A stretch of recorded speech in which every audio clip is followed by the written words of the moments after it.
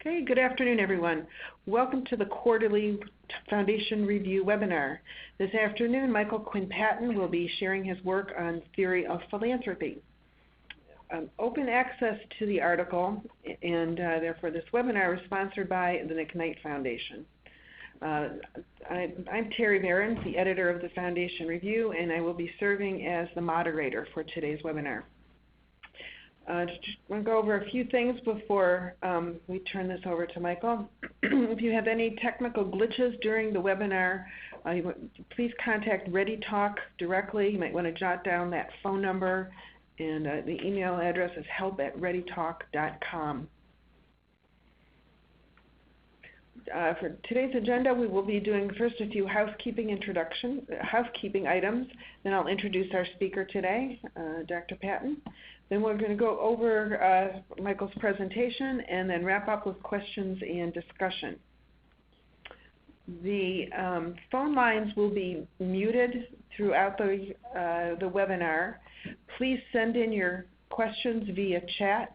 You can send those in at any time, and at the end I will be posing the questions to our speaker. The webinar is being recorded, and a private YouTube link will be sent to all registered participants, as will a copy of the slides.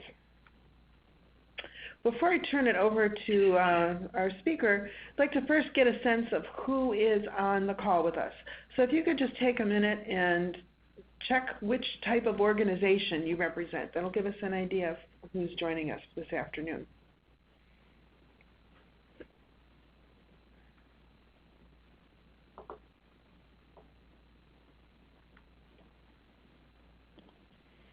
Okay, so we have a good representation of community foundations and then a really nice variety of other types of organizations represented on the call.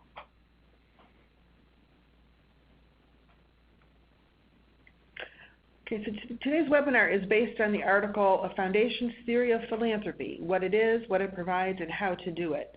The article, as I mentioned earlier, is open access, courtesy of the McKnight Foundation, and you can access it at the link here. Please feel free to share that link with your friends and colleagues.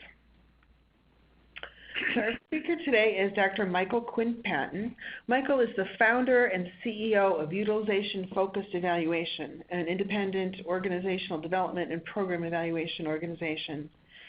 Michael has written many books on the art and science of program evaluation, including utilization-focused evaluation and developmental evaluations, to name two. He always emphasizes the importance of designing evaluations to ensure their usefulness, rather than simply creating those long reports that sit on shelves. He's written about evaluation and worked in the field beginning in the 1970s when evaluation was really a new field, just beginning in the nonprofit sector. And since that time, he's really come to be one of the true gurus of the evaluation field. Michael, take it away. Thank you, Terry. And my special thanks to Foundation Review and Terry Behrens for the work that she does. Terry has been active in the foundation world for a lot of years. Has been director of evaluation at the Kellogg Foundation. We've known each other a long time, and she has made a huge contribution to philanthropy with the establishment of the Foundation Review. She's the founding editor and the only editor, has assembled a fine group of reviewers, and does great work in finding and soliciting important articles. When I got to the place of feeling like this article was ready to be written, I contacted Terry and we talked about it, and she turned it into a special section of the journal with both the lead article with my two co-authors, Jamie Radner and Nathaniel Foote, as well as two foundation case examples, which we'll come to shortly, and commentary, which includes commentary by Terry herself, which I especially appreciated her contribution.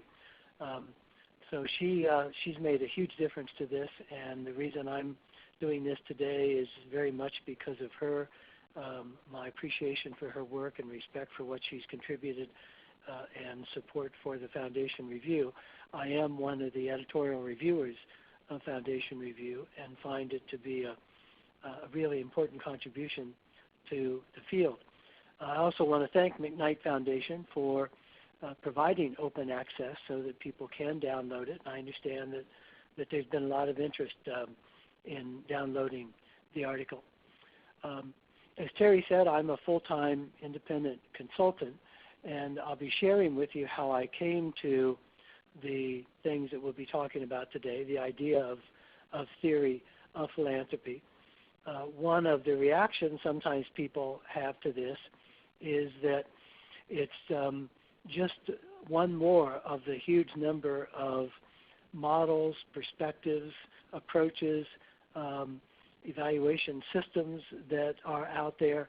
And as you see in this cartoon, the friendly evaluation gesture is coming in with this week's new and improved evaluation system.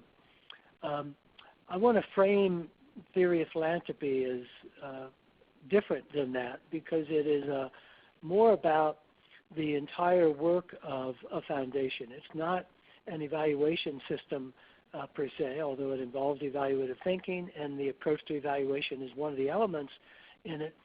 But it's a comprehensive view to help a foundation think about what it's doing, how it's going about what it does, and why it does what it does.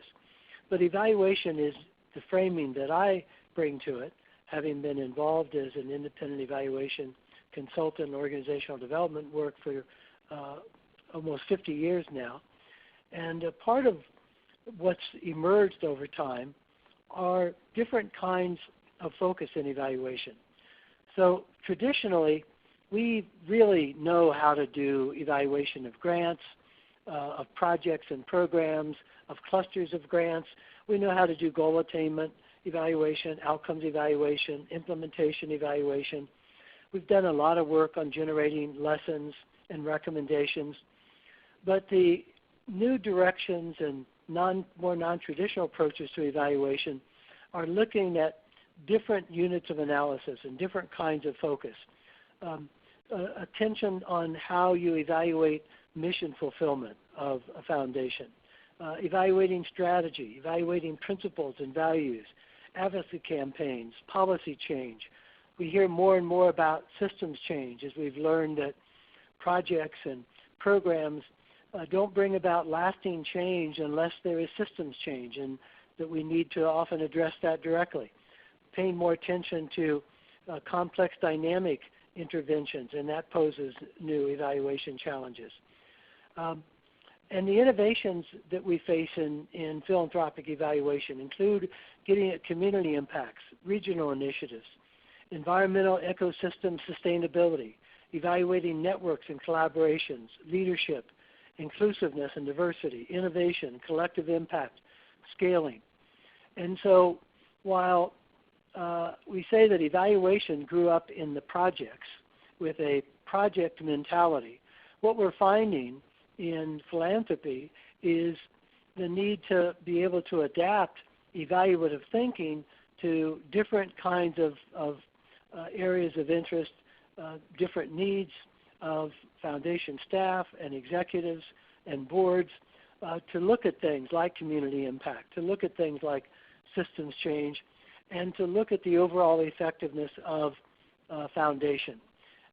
And so I'm going to share with you a bit about how I came to this place and to be doing this kind of work in the theory of philanthropy with the foundations that I've worked with over time and been engaged with, and some of the recurring issues that set the stage then for formalizing this in theory of philanthropy. Some years ago, I had the opportunity to work with the McKnight Foundation, the sponsor of the open access to this article and the Foundation Review, around a review of three very large grants that they were doing at that time, three large initiatives: a Minneapolis-St. Paul Housing Fund, a Lower Town in St. Paul redevelopment fund, and McKnight Programs in Higher Education in Florida. And that involved the specific commission of that assignment from McKnight Foundation was to look at how they did philanthropy. Was not to evaluate those individual initiatives. They each had their own evaluation, but to look at how they were engaged in initiatives to gain insight about the way in which they were conducting their philanthropic enterprise. And that led to some work that I did with the McKnight Foundation in leadership in the nonprofit sector, doing reality testing, results-oriented, learning-focused leadership around what it meant to be an effective organization, both philanthropic organization and other kinds of organization. For years doing training in utilization-focused evaluation, I would have people tell me that they wished that their CEO or their president or their foundation director had been at the workshop, because the people who came to evaluation workshops were middle-level staff, but the message about creating an organizational culture in support of evaluation and with evaluative thinking embedded in the organization was a leadership function. But leaders wouldn't come to evaluation workshops because they viewed evaluation as technical, methodologically focused, often viewed it as a compliance activity, as paperwork. And so with McKnight, we began doing leadership training without using the E word. We talked about reality testing, results-oriented, learning-focused leadership. And I began working over a period of 3 years. We took over 300 leaders in the Minneapolis-St. Paul area. I'm coming to you today from Minnesota. We took over 300 leaders through the process of thinking about organizational effectiveness and treating organizations and their strategies as the focus of evaluation. Very different than project and program evaluation.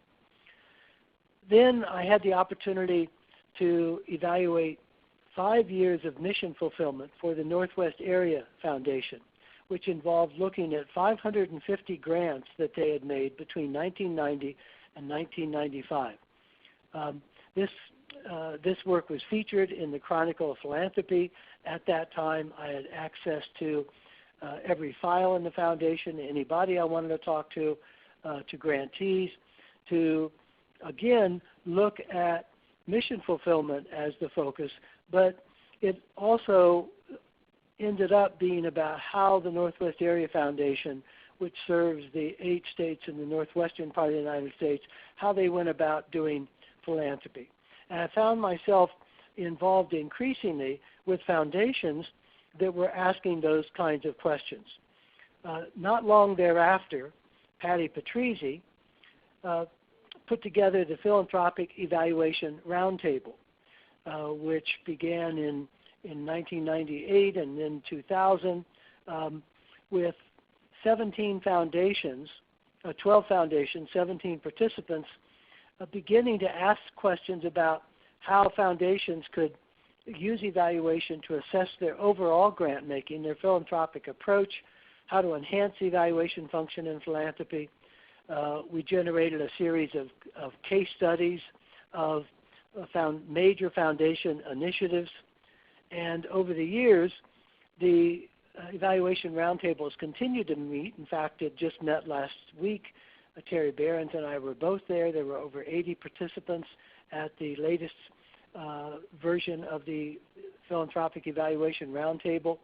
In the 2006 roundtable, participants identified 4 factors that limit the use and effective practice of evaluation in foundations: ambivalence of foundation leadership toward the role of evaluation, leadership avoidance of the conflict evaluation data may raise, evaluation not connected to or focused on a foundation's strategic priorities, and a cultural misfit between evaluation and program staff cognitive, communications, and information processing styles.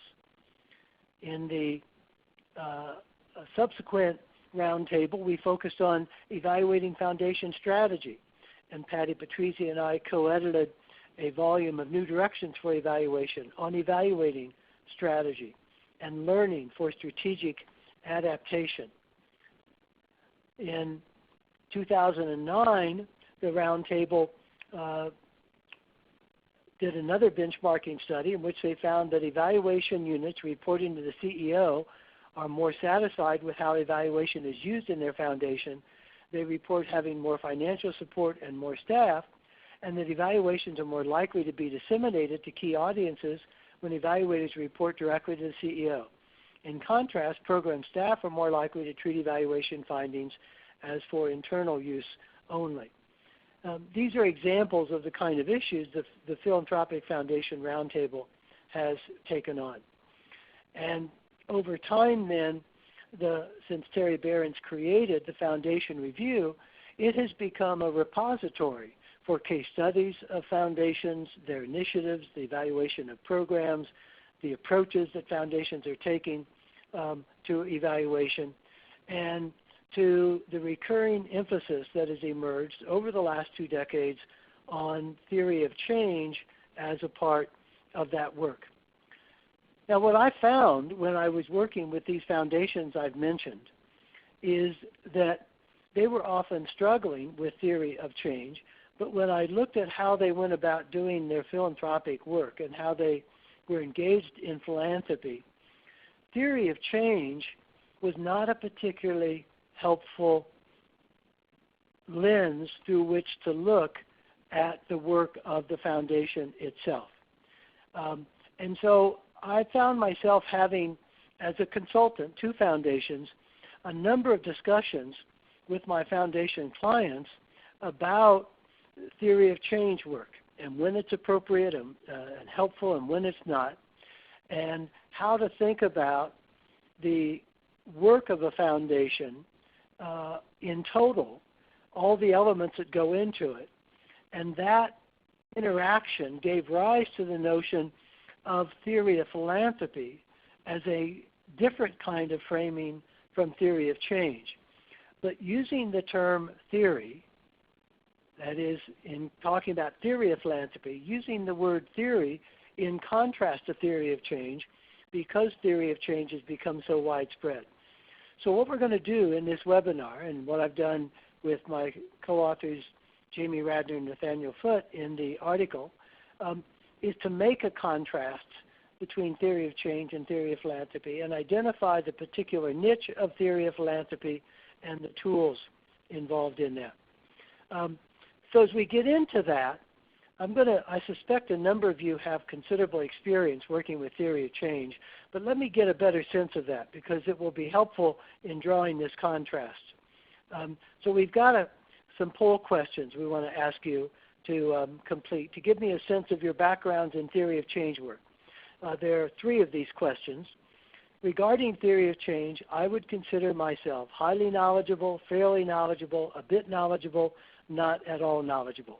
If you take a couple seconds and quickly fill that out, we can see what our responses look like here.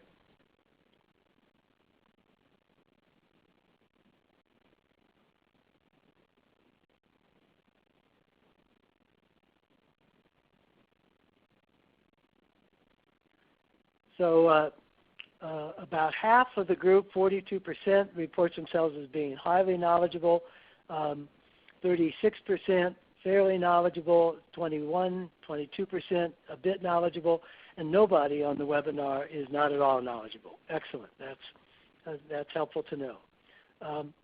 The second poll question is regarding theory of change. What experience have you had? Have you created several theories of change? Have you created one theory of change? Have you used a theory of change done by others?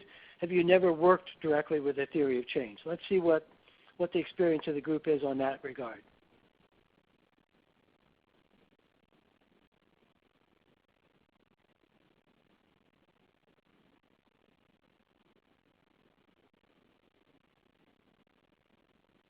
Take another second here. Response is still coming in.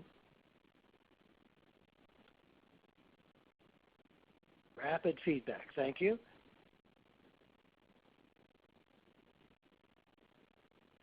And so, again, a good number of you have worked with several theories of change.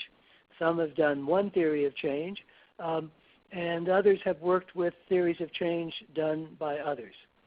One more question, and that is, in your organization, how important is the theory of change in guiding what the organization does? In your own organization, is theory of change very important, somewhat, not too much, not at all important? Last poll question for the moment.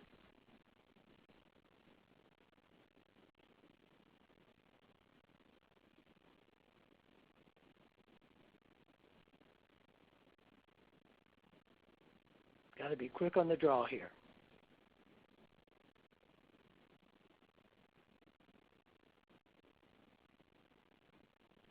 Okay, let's see what we got. And again, the preponderance of responses of over a third say it's very important. 29% say it's somewhat. 28% say it's not too important.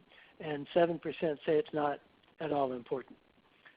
Thank you for that. That gives me a good sense that we've got a lot of expertise on theory of change, and that will be especially then helpful in making the distinction and seeing if it makes sense to you and what the contrasts are. Let me make it clear that when I'm drawing the contrast, as I'm about to do, I'm not hostile to theory of change. This is not being negative about theory of change. It's suggesting that when we look at the overall work of a foundation, the theory of change lens is not adequate to capture that, and I'm going to make that case. But because theory of change is so pervasive, and those of you participating in the webinar have a great deal of experience with it, so that validates that importance, it's worth remembering the emergence of theory of change in evaluation in general, and foundation evaluation in particular, from an article written by Carol Weiss. We lost Carol Weiss a couple years ago, a longtime colleague and good friend, who wrote this article called "Nothing as Practical as Good Theory, Exploring Theory-Based Evaluation for Comprehensive Community Initiatives for Children and Families." She wrote this as part of a volume that the Aspen Institute put out in 1995. 20 years ago, this notion, the theory of change, began to take hold. And in today's language, we would say that that article went viral, although it preceded the internet. But it became the most widely disseminated article on a short basis that I had ever encountered. And what Carol was basically saying is a lot of foundations were getting involved in comprehensive community initiatives and didn't seem to have much knowledge based upon research, based upon theory about how change occurs in communities. Carol Weiss is a sociologist. She was at Harvard, and she was concerned that foundations were doing community initiatives without sufficient grounding in how change occurs, in how community change in particular occurs. And she called upon the foundation world in particular, but evaluators in general, to work together to look at the empirical and theoretical basis for initiatives that were going on. Now, as I began then doing theory of change work, as many as you have, and reviewing theories of change, and begin to see that foundations were engaged in theory of change work, what I started seeing was a lot of really bad theories of change that in fact were not based upon scholarly literature or empirical research, but were people coming out of retreats just making stuff up, making up what they thought was a reasonable theory, and often struggling with it because foundations in most cases fund some work out in the world to bring about change, but are not directly engaged in that work. And that's the key distinction that leads to theory of philanthropy versus theory of change. So Theory of philanthropy is about how a foundation goes about doing its work. A theory of change hypothesizes how change occurs in the world. A theory of philanthropy hypothesizes how a specific foundation contributes to change. So theory of change is about how you bring about change out in the world. A theory of philanthropy is what happens within a foundation that contributes to change, but to the extent that foundations are primarily working through others, the foundation doesn't need a theory of change. It needs a theory of philanthropy about how to work with and fund the theories of change of the people who are out in the world doing that work. That's the first premise of this contrast. The second is specificity. A theory of change is problem specific. It specifies how specific change occurs, reducing poverty, closing the achievement gap, enhancing health outcomes. Whereas a theory of philanthropy is foundation specific. It specifies how and why a specific foundation directs its resources to support specific desired changes. A third element is the basis for a theory of change. The basis of a theory of change versus a theory of philanthropy, the theory of change basis is from scientific evidence about how the world works and how change occurs in a specific arena of concern and action. The basis for a theory of philanthropy is donor intent, the foundation's mission, vision, values, and priorities as determined by the stewards of the foundation's assets, as well as analysis of the external environment and context. Another area of distinction is the evaluation questions that relate to each of these. So for theory of change, the evaluation questions are, to what extent and in what ways does the intervention derived from the theory of change lead to the desired outcomes and impacts? What, if any, unintended consequences occur? How can effectiveness be improved? What is the cost effectiveness of the intervention? In contrast, the evaluation questions generated for a theory of philanthropy include, to what extent and in what ways is the foundation fulfilling its mission? To what extent are the foundation's mission, values, strategies, staffing, grant-making procedures, relationships with grantees, operating procedures, governance, investment approach, organizational structures, and processes aligned in a way that contributes to the kinds of changes it supports? How can impact be enhanced? The impact of the philanthropic activities of the foundation. Utility distinction between theory of change and theory of philanthropy. The utility of a theory of change is it increases impact on significant problems and generates knowledge to improve outcomes, support decision-making, and spread impact of the particular initiative and change effort. The utility of a theory of philanthropy is that it increases a foundation's effectiveness, self-knowledge, that is, makes the invisible within the foundation visible, coherence and transparency externally, and generates learning and capacity for future impact and adaptation in the face of change. So again, the reason for calling this a theory of philanthropy is because theory of change has become part of our thinking, as evidenced by the experience most of you have with it and the knowledge you have with it. So it's applying the theoretical language to the work of understanding the work of a particular foundation. So let's look at, and then I'll pause for questions and a chance to interaction. Let's look at different types of foundation and how theory of philanthropy plays out with these. A foundation involved in responsive grant making is basically operating under a theory of philanthropy to fund grantees' theories of change. The foundation's own engagement with theory of change is, I would argue, that the foundation does not need its own theory of change. It needs to be able to judge the quality and relevance of grantees' proposed theories of change. So the foundation has a theory of philanthropy, that it's going to fund others, grantees' theories of change. The foundation needs competence in judging theories of change, in evaluating theories of change, but doesn't need its own theory of change. An operating foundation, where a foundation is actually delivering programs. In that case, the theory of philanthropy is direct engagement with change. Foundation staff are positioned to deliver programs to achieve desired outcomes. And therefore, the operating program of a foundation must have its own theory of change. The operating program of a foundation, that should be foundation, must have its own theory of change because it's involved in bringing about direct change. A partnering foundation is one that partners with grantees to create needed interventions, even creating collaborations for interventions. And in that case, the foundation would partner with those they're working with in a shared theory of change, co-created by the foundation and those with whom the foundation is partnering.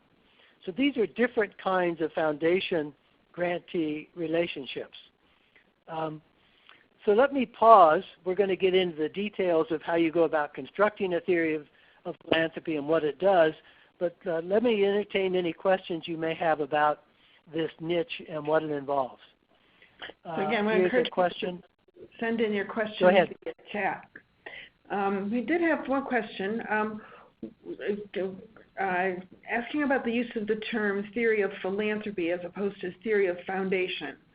So the suggestion is that a theory of philanthropy can be bigger than a foundation, and that a theory of foundation can vary from one foundation to the next, but a theory of philanthropy could be bigger in terms of an overall theory of philanthropy. Right. In the article, we note that there is a field of scholarship that studies why people engage in philanthropy, the larger social science inquiry into the nature of philanthropy, and that includes work on theory of philanthropy generally. What I'm talking about is the theory of a philanthropy of a particular foundation. So if we think about layers of inquiry, there is the broad layer of why individuals and why people and why organizations undertake philanthropic inquiries and endeavors. What's the philanthropic or altruistic impulse? Within that are then particular organizations, foundations, philanthropic foundations, that are undertaking philanthropy for their own reason and out of their own understanding of what difference they want to make. That's how I'm using the term theory of philanthropy. Just as there are theories of change that are very global, there are also theories of change about a specific problem. And so a theory of philanthropy of a particular foundation is how that foundation goes about its work. That's the niche here.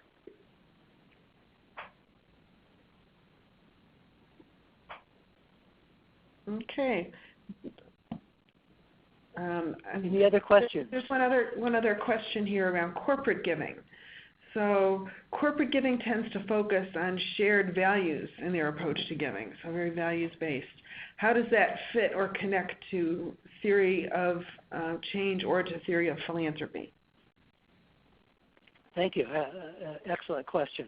So part of the difference, in my mind, is the nature of the corporate giving itself. So where corporate giving involves funding people, grantees, so there are corporate foundations that fund grantees like other foundations, and what I've been saying would apply to them is that they need a theory of philanthropy about who they're going to fund and why they're going to fund it. To the extent that corporate giving is directly involved in change done by the corporation, then they would have a theory of change and a theory of philanthropy. Their theory of philanthropy being to be directly involved in change. But most corporate giving is likely to be working through others, and so the very nature of the values that undergird the foundation giving would be the theory of philanthropy. And what you're going to see is that a theory of philanthropy involves, and we're going to go through these, a number of different dimensions that include values, but are not just limited to values. So while the values may inform corporate giving, it's also informed by a number of other elements that make up a theory of philanthropy. The size of the giving, the history of the giving, the way in which the giving aligns with the corporate mission, the staffing that goes along with how to manage and operationalize corporate giving.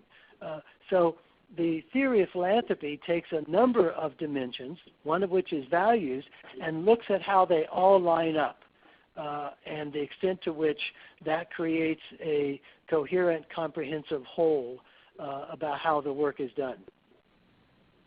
Okay, thanks. Got another question about the categorization of foundations as, responsive, operating, and partnering, and some curiosity about where that framework came from. Is that how foundations view themselves? Did you find that in the literature? Where did those three categories come from? Well, you'll find if you read articles in Foundation Review and in other publications, there are a large number of ways of categorizing foundation. Council on Foundations has a lot of ways of categorizing them. They can be categorized by size. They can be categorized by focus, educationally oriented, environmentally oriented. Terry's opening slide, community foundations, private foundations, corporate foundations. So this particular division of three kinds is done specifically around theory of philanthropy in relationship to theory of change. So it's based upon my experience of working with different foundations that is aimed at elucidating the different ways in which theory of change would be related to theory of philanthropy. And so it's a division that is based upon understanding one kind of dimension of distinguishing different kinds of foundations. I should add that there are foundations that do all three things. So, for example, the Blandon Foundation, which is one of the case studies in the Foundation Review set. Blandon does responsive grant making. They operate a leadership program, and they do a lot of partnering with others where they co-create initiatives. And so those three dimensions are not mutually exclusive. There are foundations that do two of them and not all three, and there are foundations that are primarily in one of those categories. So it's simply a shorthand way of understanding that there are different approaches to theory of change within a theory of philanthropy in those three categories. That's not meant to be an exhaustive categorization. It's meant to be illuminative of how to draw the contrast between theory of change and theory of philanthropy. Great, thank you. We have another question here that gets more into like theoretical questions here. So I'm going to suggest we hold that to the end for the discussion. And really, if there are any more, doesn't look like there are any other questions of clarification or definition here. So we'll hold the remaining more speculative questions to the discussion at the end. Okay. So, thank you, Terry. Thank you for your questions. Mm-hmm. So getting further into categorization, and perhaps this will help with the clarification, I've identified 6 examples of ways of approaching the theory of philanthropy and theory of change. So what I basically argue is that every philanthropic foundation actually has a theory of philanthropy, either implicitly or explicitly. But not every foundation needs its own theory of change. For example, a foundation that engages primarily or solely in responsive grant making, as we talked about earlier, is funding grantees' theories of change, but would not necessarily articulate its own theory of change. The extent to which a foundation has its own theory of change depends upon its theory of philanthropy. So theory of philanthropy is the big umbrella. And there are 6 differentiations or examples of this. And again, this is not meant to be exhaustive. It's meant to be illustrative. So first, is funding grantees' theories of change. One approach to that is responsive grant making. And as I noted earlier, in this case, the foundation does not need its own theory of change. It needs to be able to judge the quality and relevance of grantees' proposed theories of change. If there's indirect engagement with change as an operating foundation, then the operating program should have its own theory of change. This is repeating some of what we just went through. A third area is where a foundation sets the agenda, defines the problem, specifies the desired outcomes, and seeks grantees who offer proposed solutions. So the foundation is playing an initiating role. The foundation determines the arena of action within which a theory of change is needed and judges the potential value and effectiveness of theory of change proposals received.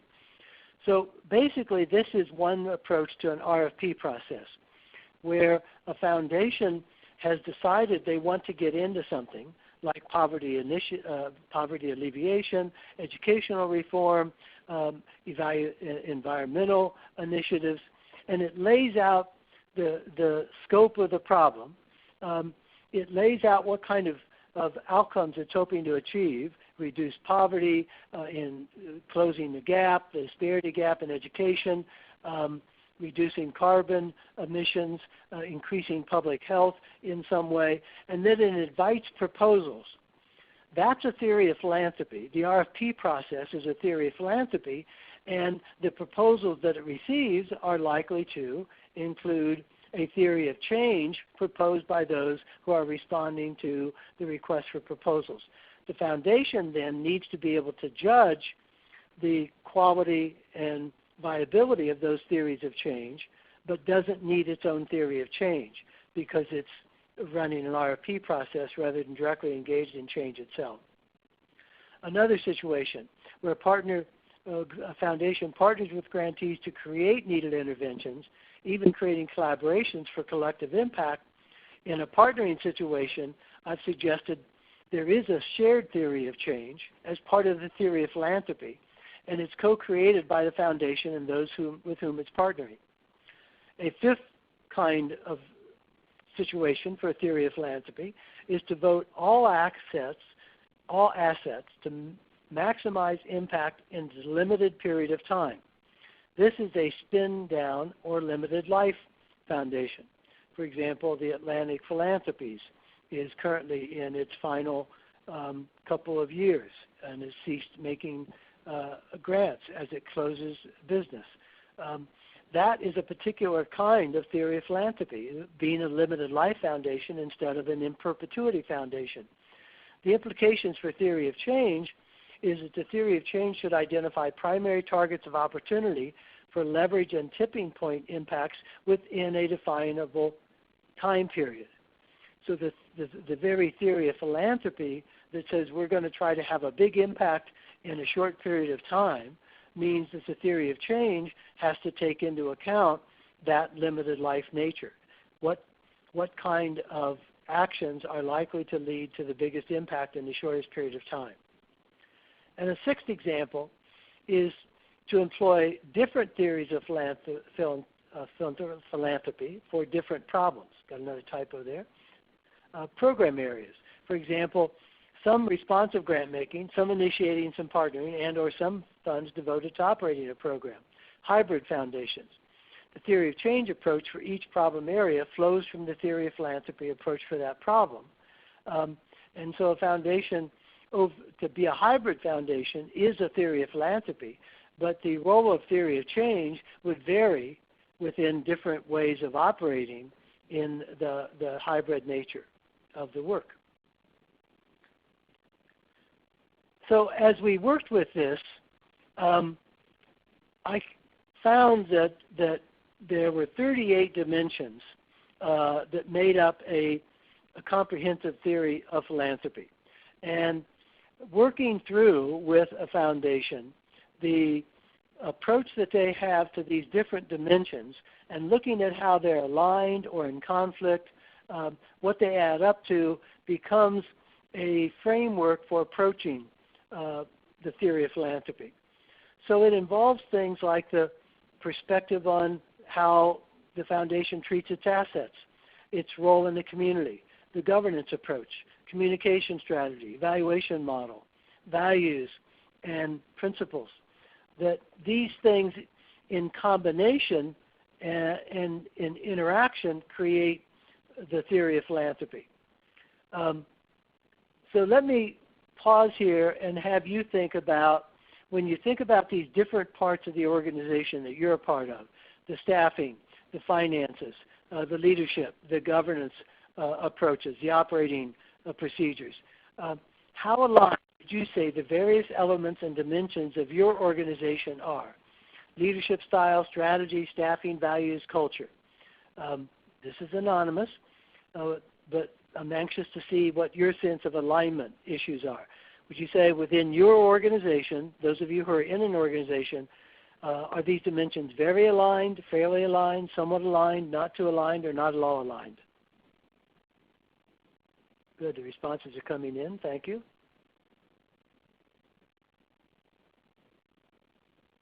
Take another second here as you think about this.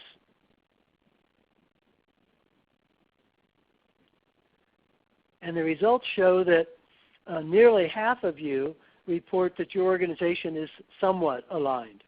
About a third say it's fairly aligned. Only 7% report that your organization is very aligned. That's actually one respondent. And 2 respondents said that you are not too aligned. So that is evidence to me of very fertile ground for theory of philanthropy work, because the going through and doing the work of a theory of philanthropy is to have the opportunity to look at areas of misalignment and bring those into alignment under a theory of organizational effectiveness that aligned organizations are likely to make better use of resources in a focused way for results. And so this, your results suggest to me that there are opportunities here to do theory of philanthropy work, with nearly half of you saying that they're somewhat aligned, but that certainly suggests that there's area for improvement. So let me again pause for questions before we get into the details of these different dimensions and how to use them. Any questions about the alignment issue or the purpose of the theory of philanthropy before I take you into more the nitty-gritty of how to do it? Okay, again, encourage questions of clarification at this point, and we'll have some time at the end for more general discussion.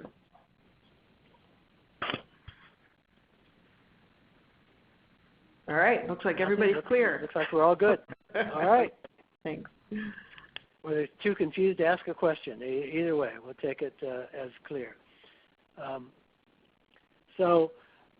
Inquiry elements for articulating in a theory of philanthropy. So what actually the work involves, and we did this with the 2 case studies in the Foundation Review articles, the Blandon Foundation, which is a community-oriented foundation in northern Minnesota that works throughout rural Minnesota, and the Palix Foundation in Alberta, Canada, which is working on issues of addiction and early childhood, healthy children.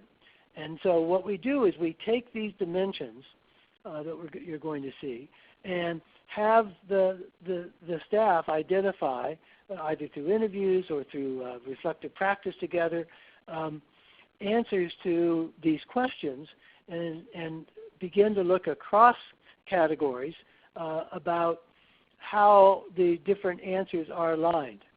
So we begin with what the Foundation's philanthropic niche and approach is. What are the roots and source of its focus? What's its identity and branding? What kind of strategy does the Foundation have, if any? How do they use the word strategy? What does the word strategy mean in the philanthropic context? So here's an example of these items from the tool that we've created. A philanthropic niche and approach. The theory of philanthropy questions are, what is the Foundation's approach to funding? What are the funding priorities, areas of focus, and boundaries around what is and is not eligible for funding? What are the foundation's mission, vision, and other defining statements? How are these used? So illustrative variations are the very kinds of categories that we were going over earlier. Charitable giving, responsive grant making, operating foundation, foundation-generated initiatives, a spin-down foundation, place-based foundation, and or combinations. Some foundations have both mission and vision. Some have neither. What are the framing documents that define the foundation's purpose? How are they viewed? How have they changed over time? So one of the things that I found in working with foundations, the Blandin Foundation is celebrating its 75th anniversary. They've generated a lot of these kinds of documents over the years. Mission statements, vision statements, value statements, principles, done at different times under different initiatives, under different CEOs, with leadership transitions, with board transitions, with different consultants working with them, and that before we started pulling all that together and looking at it, they had never really had the opportunity to see what those documents looked like in total, what the history was that it told, and where they were now on those issues as they had changed over time and how aligned they were. Which brings us to the roots and source of focus. How did the foundation begin? What was donor intent? What's the founding story? So you look at the founder's traditional charitable interests, community needs, private companies' business focus, family interests. That becomes part of the theory of philanthropy story. Identity and branding.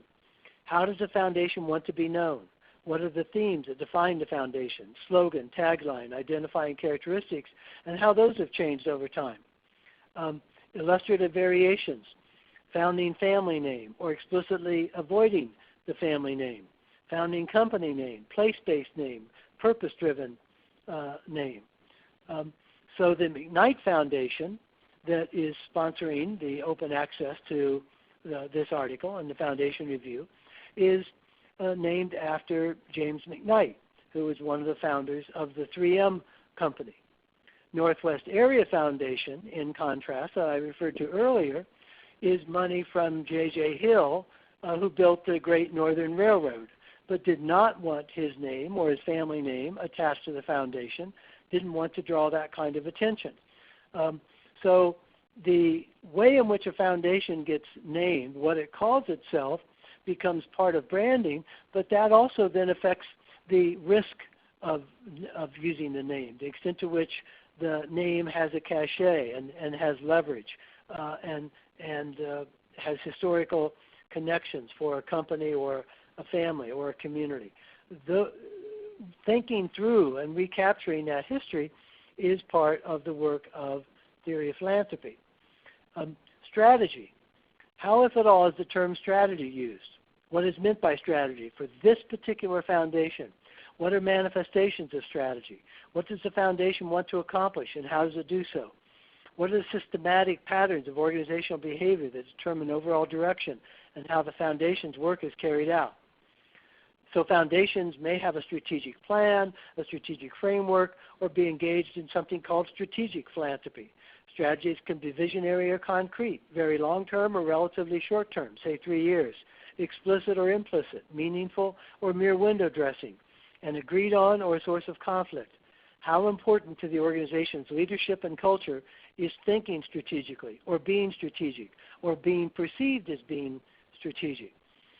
Getting clear about those, or in fact surfacing the differences and the disagreements, is part of the work of putting together a theory of philanthropy and seeing how much coherence there is. Strategy is one of those terms that gets used a lot in some places, and other people are quite turned off by it. Another areas are leadership roles, staff roles, overarching principles and values, time horizon, arenas of action, perspective on foundations, assets. So let's look at some examples of these. Leadership roles. How is leadership conceptualized? What are the primary leadership roles? Who is viewed as a leader? Doing what? Why? What's the foundation's philosophy about leadership, if it has one? So there are foundations on this far right column that are internally focused leadership versus externally focused. I know of foundations where the primary job of a president, for example, is almost entirely external. And there's a chief operating officer or a vice president who actually runs the foundation's operations. Other foundations, the president is quite internally focused and doesn't have a major role externally, or some combinations thereof. There are different philosophies about leadership, directive view of leadership versus servant leadership, inspirational, charismatic, behind the scenes, delegating, detail-oriented, one leader, diffuse and multiple leaders. The conceptualization of leadership is an important piece of how foundations operate, and the theory of philanthropy articulates that leadership understanding. Likewise, staff roles. How is staff organized? What are the primary staff responsibilities? Why? What's the approach to staffing? Qualifications, scope of work, performance criteria, structure and functions. There are many different ways of staffing foundations. There can be specialized program officers operating individually. There are team approaches. There are foundations that view program officers primarily in administrative roles versus initiative development roles. There are foundations where staff have minimal interactions with grantees, primarily administrative, versus strong grantee relationships. An example that is epitomized by the Blandin Foundation is in contrast to the operating procedures of many foundations, where if you're a volunteer or you're engaged in community work of some kind, whatever you're doing outside your formal job as a foundation, you have to make it clear that you're doing that as an individual, that you're not representing the foundation when you do your own charity work or when you do your own community work. But Blandin Foundation, because it is community-oriented, because it is place-based in Grand Rapids, Minnesota, because it has a strong theory of philanthropy about building relationships with people in communities, the foundation staff are never off. They always are able to say that they are part of the foundation. They don't have to differentiate their individual interests from the foundation interests because they are part of the community as Blandin Foundation staff. And so that's a very clear part of the staffing role. They also play a highly initiative role in working with grantees to create initiatives and get to know the grantees and spend a lot of time out in the field. Well, that has implications for staffing, for not just the type of staff and the qualifications of staff, but the number of staff, the intensity of staff work. And foundations vary on these kinds of elements. Overarching principles and values. Has the foundation articulated guiding principles or values? If so, how and why were they developed? If not, why not? What's the nature of principles and or values? How are they used? What story do they tell about the foundation's approach to philanthropy? So on the right column again, how foundations vary. Some have written and adopted statements. Others are more informal understandings. Some have statements exist, but they aren't referred to, versus those foundations that regularly bring their values and principles into discussion and several decision-making. Are there several values versus 2 or 3 core principles? Are there statements of both principles and values, or only one? And you can see just on these 3 dimensions the way in which they could or could not be aligned. Is the leadership style aligned with the staffing roles, aligned with the principles and values of the foundation? So if you end up in reality having a very hierarchical president, but the principles are for shared decision making, there's going to be misalignment between the principles and values of shared decision making and a fairly hierarchical administrative leadership structure. That's what a theory of philanthropy helps look at, and that has implications for how grant making is done. some others of these here. So others that we get into, and we're not going to have time to get into the details of these. You'll find it in the article and on the tool that is a part of the article. But the theory of philanthropy gets into organizational culture, contextual sensitivity, and trend scanning. How is that done, and is it done? What's the approach to budget? There are lots of different approaches to budget that have implications for how the work is done. Life cycle approach. How are transitions made in the foundation? What's the governance approach, the involvement of the board? What are board and staff roles in relationships, in interaction? How's the foundation use consultants?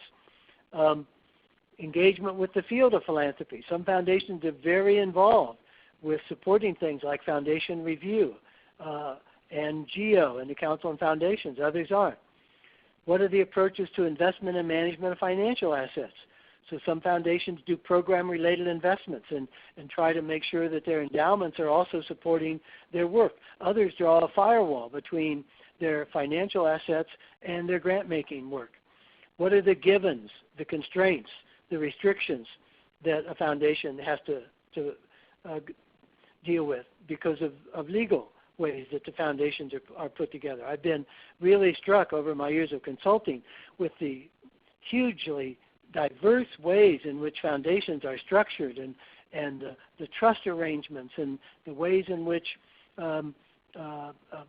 boards are appointed and funds are managed. That's all part of the theory of philanthropy work.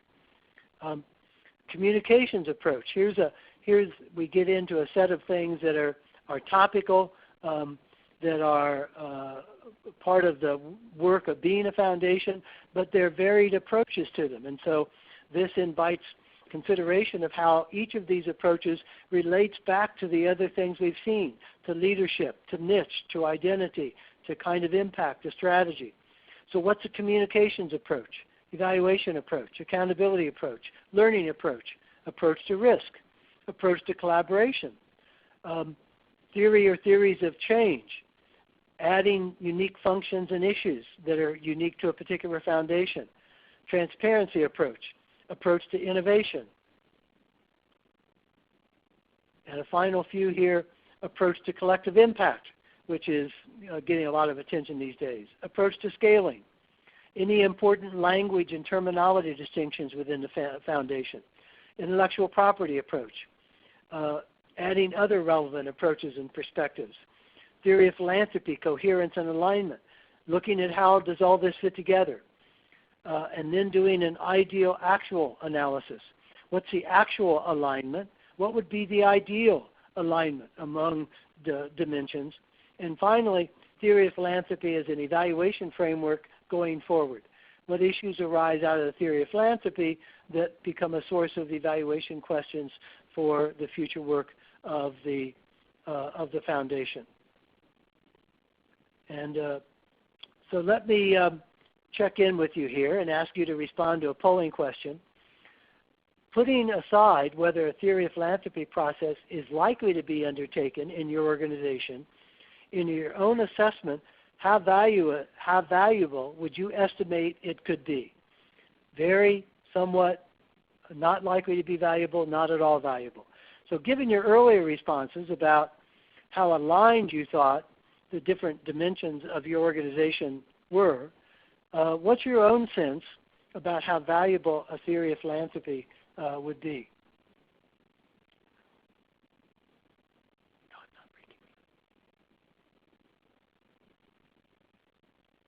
Okay, give you time for a couple more responses.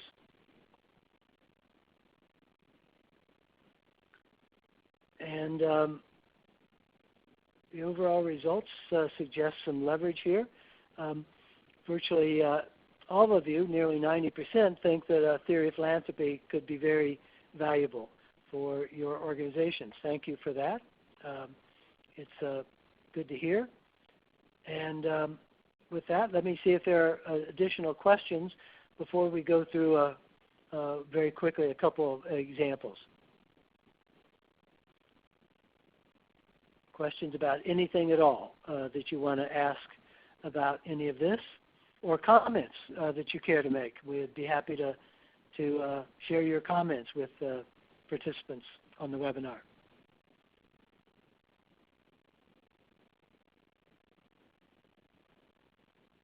Michael, it seems like 38. It just seems like an awful long list that you just went through. If a foundation could only start on part of this, where would you suggest people get started? Well, it's a great question. I actually think that's something for a particular foundation to decide. I wouldn't do a cookie cutter, but I would say, and in fact I've been hearing that folks are doing that, is that they go down through and because with the Blandin Foundation, I'll be getting into that a bit, we spent a year in some regular staff retreat and reflective practice sessions working our way through this. So it does take time. And so one way to get started is to just look down through the list and say, what haven't we looked at for a while? Or where do we think there are some issues that we ought to elucidate? Or pick a couple of different dimensions that are particularly important to the work or that haven't been paid attention to for a while, and start there to get a taste for it. I find that one of the big issues, a place that folks are often starting, is with the role of program staff. Just how engaged are program staff supposed to be with grantees? How much are program staff supposed to be initiating a work versus simply receiving it? How much are they financial administrators versus engaged intellectually and in an active way with the work? What are the boundaries and norms about relationships with grantees? There's huge variation around that, and that's often where the rubber hits the road, is the role of staff. What's appropriate for them to do, what's not appropriate for them to do, how does that relate to mission, how does it relate to values, what's the guidance around staff roles, relationship to the board. There are foundations where staff don't go to board meetings, where only the president goes to the board meetings. And there are others where a good many staff participate and actually engage with and make presentations. So just based on my own experience, if I was picking one point of entree, it would be to really look at staff roles in relationship to some of the other dimensions. I think that seems to be a point where the foundation staff are the ones feeling the pain often when there is a lack of alignment. So they may no. It's a place to start. And it affects their workloads, But so there's a good example of misalignment is a foundation that says it wants close working relationships with its grantees and wants to be lean and mean. Right. And so they don't want to have many staff because they want to look like they have low overhead, but they want the staff to do everything and to be close with relationships and responsive and engaged.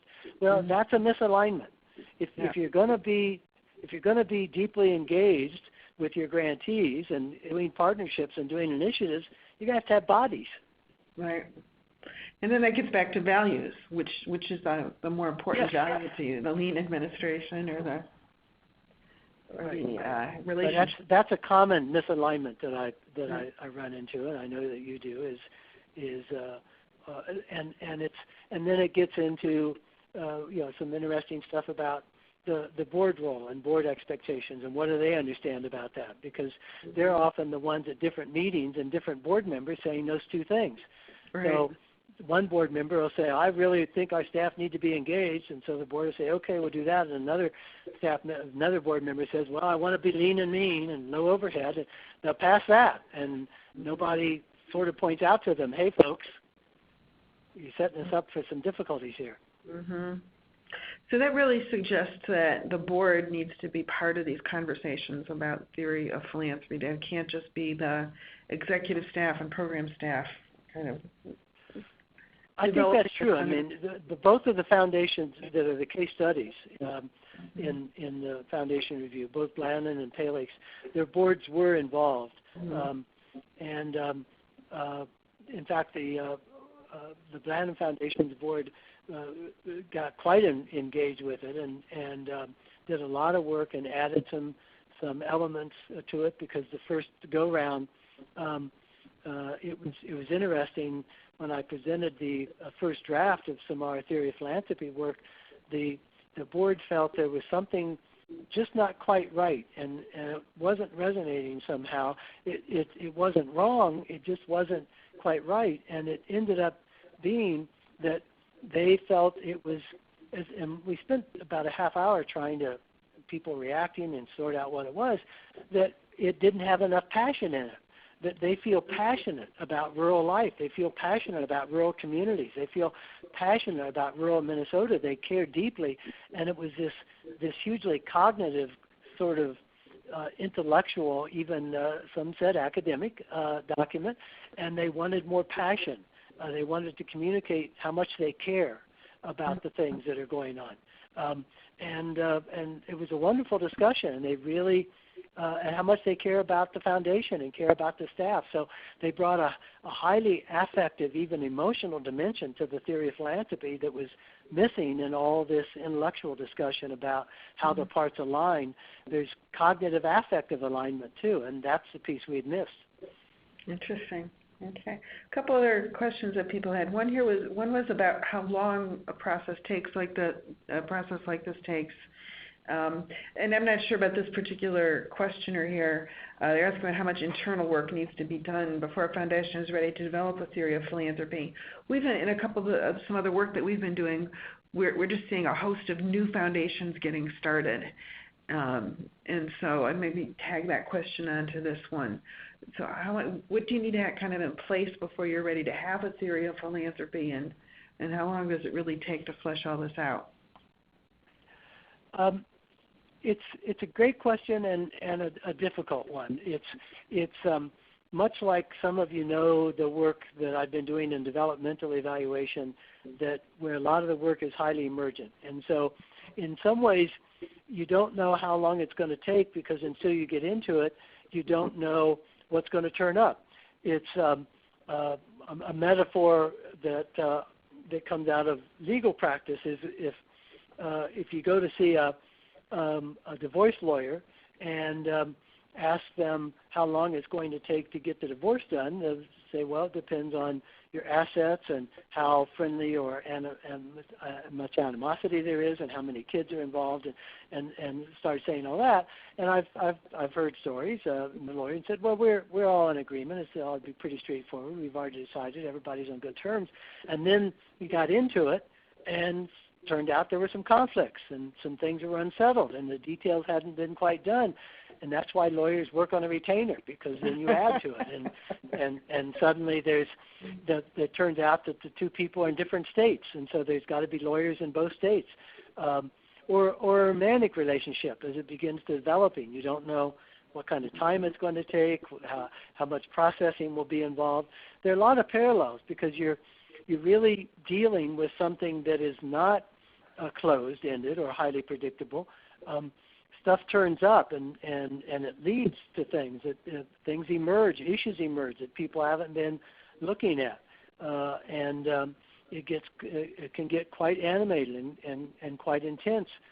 Things that haven't been talked about, elephants in the room, are suddenly recognized. But if it's well facilitated with people who have a pretty reasonable amount of trust, when you talk about what has to be in place, the facilitation of the process does require a substantial amount of trust. Folks have to be able to speak honestly about what's going on, and to engage with each other in a respectful manner, to hear each other. Those kind of things that we know are important. If people are close to the vest, if they're not really saying what they think, then you don't really get it at the issues. So it's also something that can have products along the way, so that it's not like you have to have the whole thing fleshed out. I'm working with some foundations where they thought they were going to get the whole thing fleshed out in 3 months, and then we found there was a subset of things where there was some substantial misalignment, and they've decided to work on those and not try to do the whole piece, because they felt a sense of urgency about the big things that popped up and needed to deal with those. So it's a matter of what opens up. Now the two cases in the review illustrate your point about newer foundations versus older. Blandon's been around 75 years, so the challenge of an older foundation is all of the stuff that's happened over time and different documents done at different times and some stuff forgotten and a lot of turnover and CEOs and boards and not everybody knowing the history. I mean, working with foundations that have been around for a long time, there's constantly surprises of digging into the files and finding out, oh, look, here's a value statement from 1948 that we didn't even know existed anymore. And it's pretty good. And then the PALEX is a newer foundation. So there's an opportunity to generate a theory of philanthropy as part of the foundation of a new foundation as a beginning point. It's not so much pulling together all the stuff that's already done as it is creating it. And so there's less likely to be conflict and all these old documents that haven't been made sense of, but figuring out which things do we want to do. And what's helpful, I find, in facilitating with a newer foundation is to be able to provide them with a menu of some options. They often don't know what the range of possibilities are, and so when you can point out, as we tried to do to some extent in the article, what are the range of possibilities? What are the options for staff engagement? What are the options for board engagement that they know what they're choosing from? All right. So we have a few questions, a few more questions here, and we have about 12 minutes left. So Michael, I want to give you, do you think you could wrap up, maybe just skim the case studies a little bit more lightly than you had planned and allow a few more minutes for questions at the end? Well, let's, given that the full case studies are in the journal and that they're completely accessible and free to people, and they deserve to be closely read because the case studies are great. I mean, Terry's created a quite great package here with the overall theory of the theory of philanthropy and then two really good but quite different cases and some commentary. So I'm going to invite people to download those and look at them rather than rush through. And let's spend our time on the questions. Okay, good. Thanks. I just wanted to give you an opportunity to cover any of the material. So another question. If you're an evaluation consultant beginning to work with a foundation, how would you think about starting to work with them with a new foundation? The evaluation partner can't necessarily create the theory of philanthropy for them.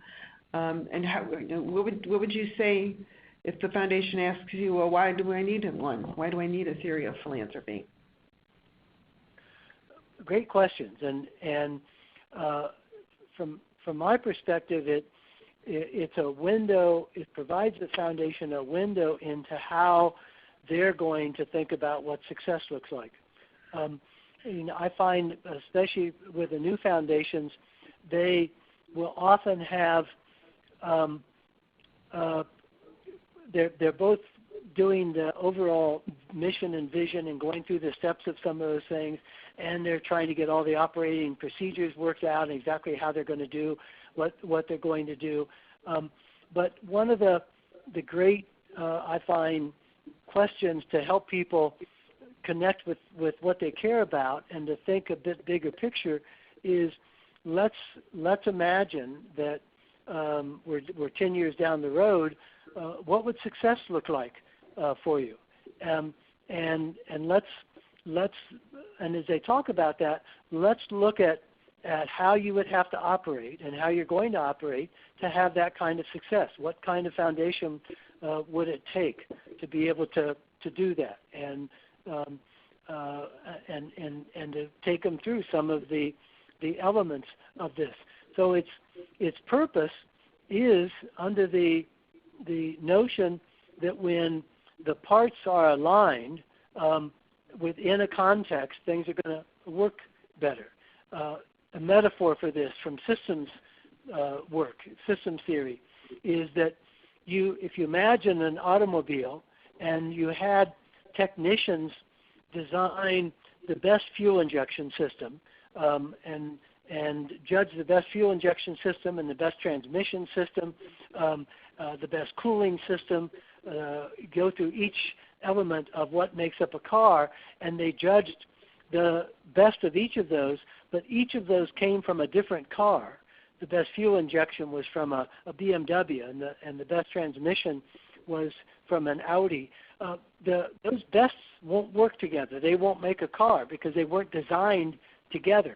And so what often happens is that the different parts of a foundation, the bookkeeping even, the governance system, the staffing, the human resources, the grant making, each get designed separately under notions of what is best there, even often with different consultants, including the evaluation system, but they're not designed to fit together. There's not a sense of wholeness, and so it doesn't run as smoothly, as well as it could. So the opportunity for folks to think about what would our success look like and how do we align our parts, the alignment becomes the evaluation question, something to monitor and help people judge and pay attention to. And I find a lot of resonance to that because they have experienced these things as siloed, as things that get created separately and independently, and haven't often looked at how they fit together. That's great. So there's one more theoretical question that I want to back up to, and then we have a couple more how do you go about doing it questions. So the more theoretical question is, do you see a theory of philanthropy as a framework to help organize and segment the ways that foundations operate? So do you see this as advancing the knowledge of philanthropy, kind of creating a meta framework of foundations?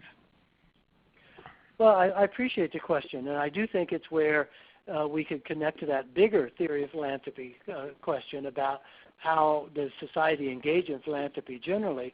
But for that to happen, one of the things that would need to happen is for a lot of foundations to have a theory of philanthropy that includes transparency. The Blandin Foundation and the Palix Foundation have really been courageous in being willing to put their theories of philanthropy out there. These are the first public examples in history of theories of philanthropy. They're out there pioneering, agreed to do that and share what they've come up with. So if we're going to be able to realize a better understanding of what the variations are and how different foundations choose different things, that we're going to need individual foundations to include both transparency and a commitment to share. One of the dimensions of the theory of philanthropy is how engaged are you in the field of philanthropy? So does a foundation care about contributing to the greater philanthropic good, or they just want to do their own thing? And if we have enough foundations who adopt a theory of philanthropy that includes both transparency and sharing and contributing to knowledge of the sector, then over time we would certainly be able to do what that questionnaire envisions. And I hope that happens. Okay, great. Then another more practical question. So do you recommend coming up with a theory of philanthropy statement that you then would use to guide the process of working on each element, or do you build the statement from the ground up? Is there kind of a preferred way of going about it? Well, I pulled up the slide here from Blandin's. Blandin worked through all 38 dimensions of the theory of philanthropy, and we did wordsmithing, and we never intended and haven't that you would ever publish 38 dimensions. So that's like the raw data. The 38 dimensions are like the raw data. Some of them take more time. Some of them are very quick hits. Some of them aren't important. A lot of foundations aren't dealing with collective impact. Check that one off. A lot are not trying to do innovation. Many are not trying to do scaling. Check that off. So a lot of them are quick hits. It's a matter of whether or not something has cachet. But what we then end up with is a summary that seems to capture the highlights of the theory of philanthropy. And Blandin ended up with 10 elements that combined what they feel their theory of philanthropy is. I won't read the details of these. The slides are going to be available to you. But they're driven by perpetuity, that community is a unit of impact, that they are exclusively rural, that inclusion is a cornerstone, that they are multifaceted, full spectrum of ways of deploying assets, that the foundation is more than money. It's the knowledge, it's the staff relationships, that leadership matters. They do a lot of leadership work, that relationships matter, that they have an engaged governance, and a commitment to evaluation for learning and accountability. So those 10 elements going together are the essence of how they see themselves operating, and all the details of what they do flow from the interaction of those 10 elements. And the staff who went through this and the board, they came up with the term making the invisible visible, and being able to see themselves, holding up a mirror and figuring out things for themselves, which they found very valuable. That statement is a working statement. They've agreed that they don't want a definitive, written in granite statement of a theory of philanthropy. They see it as a living document. And in fact, this is an earlier version. I think the one that's actually published in Foundation Review has been tweaked yet again as they've worked with it. So it's a matter of what becomes a coherent statement that identifies the niche and meaningfulness for that particular foundation. This is one example of that. The Palix Foundation has a different kind of chart where they actually have a theory of change and a theory of philanthropy because they're directly involved in systems change as a foundation, and shows the relationship between those. Okay. Thanks, Michael. We have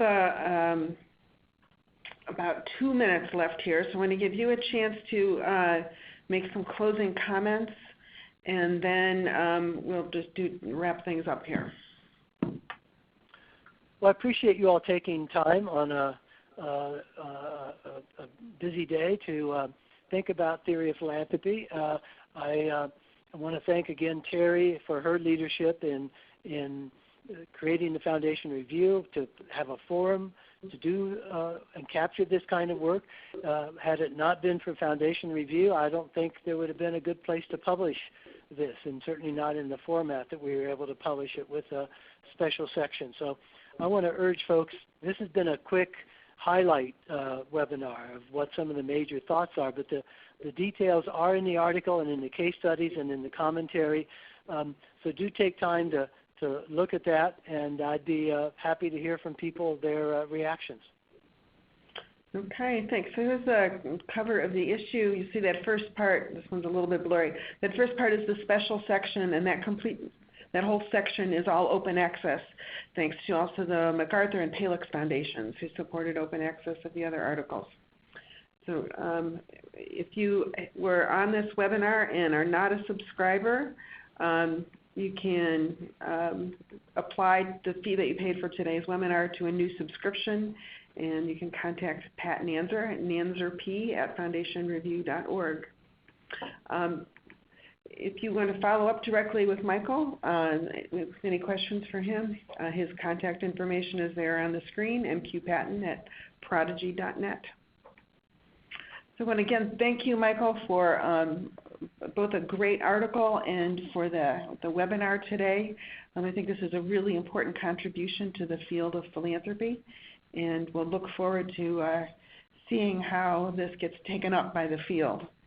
And again, to all of our participants, thank you for your time, and you can look for a link to the recording and copies of the slides in the next few days. Thank you very much. Thanks, Terry. Bye-bye.